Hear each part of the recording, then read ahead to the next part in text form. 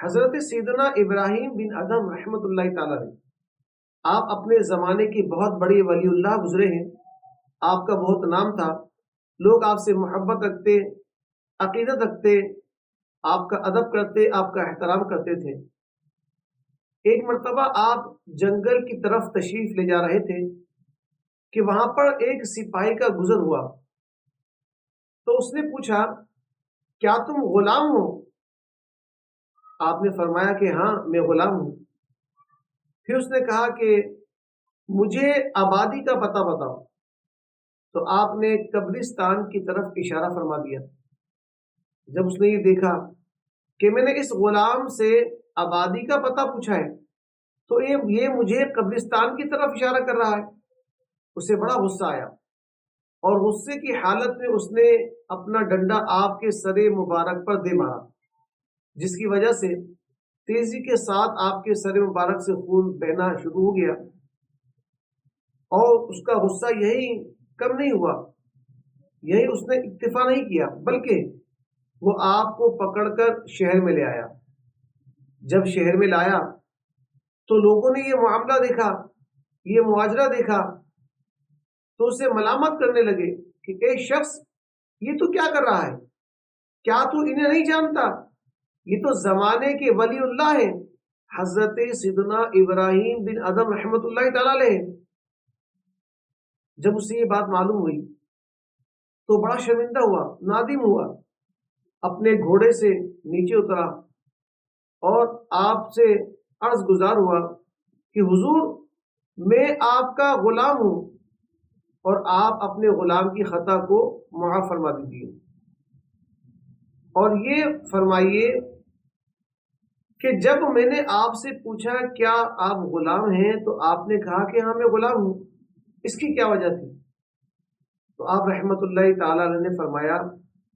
کیونکہ میں اپنے اللہ عز و جل کا بندہ ہوں،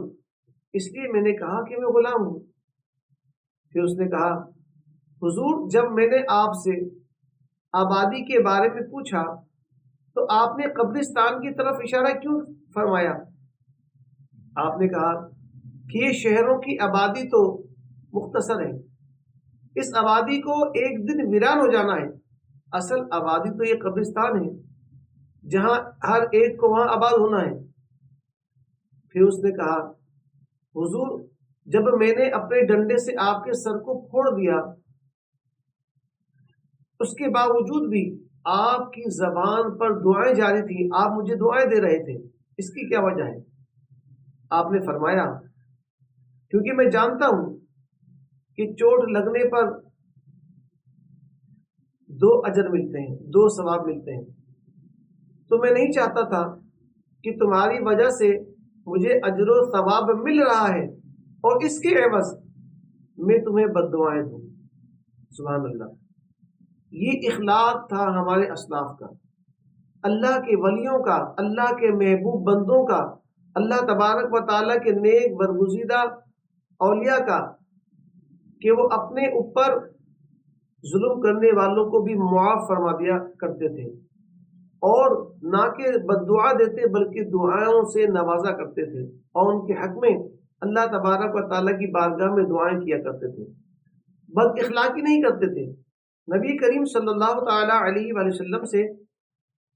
بدبختی کے بارے میں پوچھا گیا کہ بدبختی کیا ہے، تو نبی کریم صلی اللہ تعالی علیہ وآلہ وسلم نے فرمایا، بد اخلاقی، یعنی بد اخلاقی کو بدبختی سے تعبیر فرمایا گیا۔ نبی کریم صلی اللہ تعالی علیہ وآلہ وسلم نے فرمایا کہ بد اخلاقی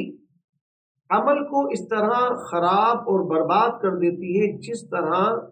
سرکہ شہد کو خراب کر دیتا ہے۔ تو لہٰذا ان احادیث مبارکہ سے ہمیں معلوم ہوتا ہے کہ بد اخلاقی سے، بد کرداری سے ہمیں بچنا چاہیے، ہر ایک کے ساتھ حسن کردار، حسن سلوک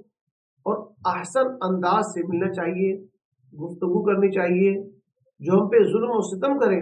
ہمیں برا بھلا کہے، ہمیں چاہیے کہ ہم اس کے حق میں بھی اللہ تبارک و تعالیٰ کی بارگاہ میں دعا کریں کہ اللہ تبارک و تعالیٰ اسے ہدایت فرمائے، اللہ تبارک و تعالیٰ اسے بھی حسن اخلاق کی دولت سے سرفراز فرمائے۔ ہم دعا کرتے ہیں کہ اللہ تبارک و تعالی ہمیں بھی حسن اخلاق اور حسن کردار کی دولت عطا فرمائے، ہم سب کا خاتمہ بالخیر ایمان پہ فرمائے، آمین بجاہ النبی الامین صلی اللہ تعالی علیہ وآلہ وسلم۔